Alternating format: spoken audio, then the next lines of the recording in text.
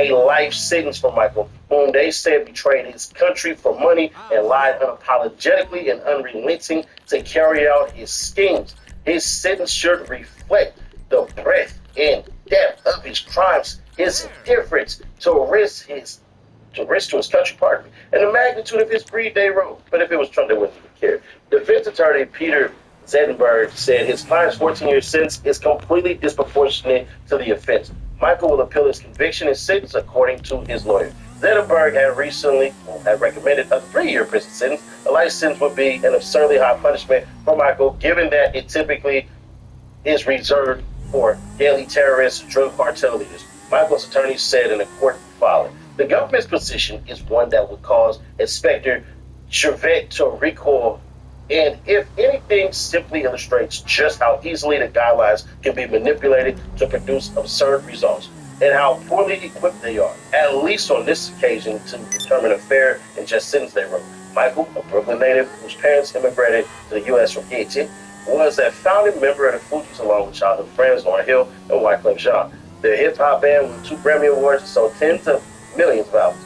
Michael obtained over $120 million from Malaysian billionaire Loh Tat Jo, also known as Jolo, and steered some of that money through straw donors to Obama's campaign.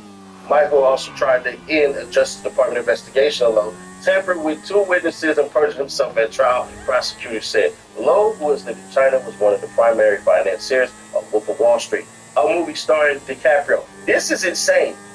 Loh is a fugitive, but has maintained his innocence, and he ain't coming anyways. Loh's motivation for giving Michael money to donate was not so that he could achieve some policy objective.